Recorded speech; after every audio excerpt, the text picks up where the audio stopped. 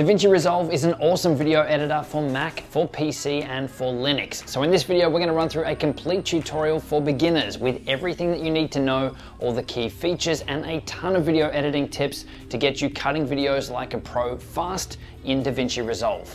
Hey, it's Justin Brown here from Primal Video, where we help you grow an audience and scale your revenue with online video. If you're new here, make sure you click that subscribe button, and all the links to everything we mentioned in this video you can find linked in the description box below. So let's jump into it. Now I've got to tell you, this is one of our most requested videos.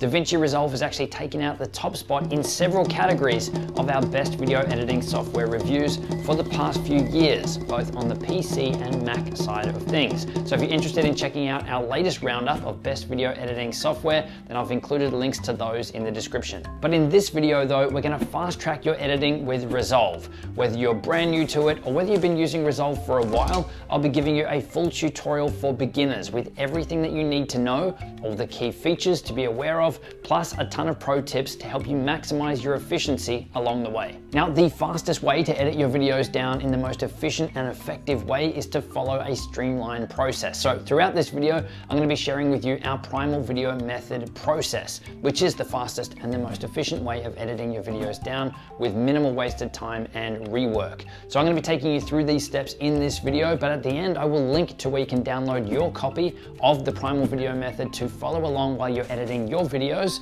no matter which video editing software you're going to be using. Okay, this is the first thing you'll see when you open up DaVinci Resolve. This is your project manager window. This is where you can open up existing projects that you might already have on the go, or you can start a new one. And you can sort them in here by adding folders as well. But for now, we're just going to go new project, and let's call this Justin Edit, and we'll go create. So this is the DaVinci Resolve interface, and the first thing to notice is down the bottom here, you have these different areas of working, or different workspaces. So you've got your media, you've got your cut for basic edits, you've got your edit area, which is where you're going to do the bulk of your video editing. Fusion here is really your special effects and motion graphics and all of that kind of stuff. Next one across is color. This is where you can do all your color grades, color correction. Fairlight is for all of the audio stuff, and all of your pro audio tools are in here. And deliver, this is where you have control over exporting and rendering out your video projects. So typically with any project, you're going to work from left to right. So we're going to come back across to the media area here. Now, just before we start bringing in all of our footage and video assets, the first thing that you want to do is to make sure that your project is set up correctly. So you want to come down the bottom here to this settings button, and then this is where you can configure all of the settings and everything for your video. The main ones that you want to change in here are your timeline resolution.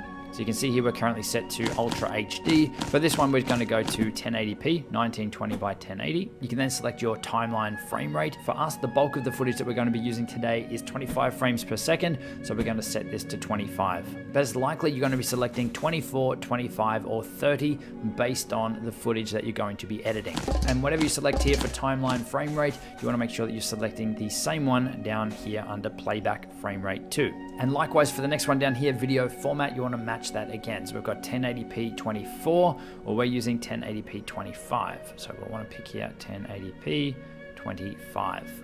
Now, obviously there's a lot of other settings in here we can go through. We're not going to have time to cover them all, but just cover off the main ones that you need to get you going. So now that you've got your settings in there, if you do want to save a preset, just come back to presets, hit save, give your preset a name. So we can go 1080p 25 and go OK. And we've now got all of those settings that we've applied saved as this preset. So next time we just can come back in here and load this preset. Okay, so we can close out of this now. We can come across and start to import our video footage. Now, as with any video editing application, there's lots of different ways to do the same thing. My personal preference is to come down to the media pool here, right click and choose import media, and find the footage that you want to import. So we can go footage, camera 1, camera 2. If you hold down control or command, you can select multiple clips and hit open, and they will be imported. Or the other way that you can do it is you can literally just drag and drop. If you've got a folder like we do on the desktop here, we can drag this folder into the media pool, and that will import all of those clips into our project for us. So you can see the footage that we just brought in. We've got two files, camera 1 and camera 2 of one of our YouTube videos. We've got two music tracks here, and we've got some B-roll or some overlay footage of the Elgato Stream Deck. So now that we've got all of our media in, or our video assets in, the next step is to start cutting that down. There's two different ways you can do this. DaVinci Resolve does have a cut area or a cut workspace where you can start to trim down your footage with some very basic tools here. So this could be ideal if you're going to cut down a heap of different clips, but my personal preference is to just jump straight into the edit area and to start to build out the story and build out your edit all within this one workspace. So the next step here is to bring in all of our primary video footage, the actual story content or the primary content of your video. So we're going to grab camera 1. I'm just going to drag it down onto the timeline here. So this here is our timeline interface. You can see as we click and scrub across here, we're able to move through the footage back and forth. Up the top here is our playback monitor. This is what our finished product is going to look like. And over here we have our preview window. So if I want to preview any of our clips, I can just click and drag them into this area here. And as I click and drag along here, then I'm able to scrub through this footage here. Now we have our playback controls here. If we want to play through the footage, we can hit play. If we want to zoom in and out on our timeline, we can grab this little slider bar here, and you can see we can zoom all the way out, zoom all the way in, get more control or more perspective over our edit. Or we can use these two little buttons here, detail zoom, which will jump straight into where our playback head is, or our playback indicator, this orange line. Or if we want to zoom back out to see our entire edit, then we can click this one here.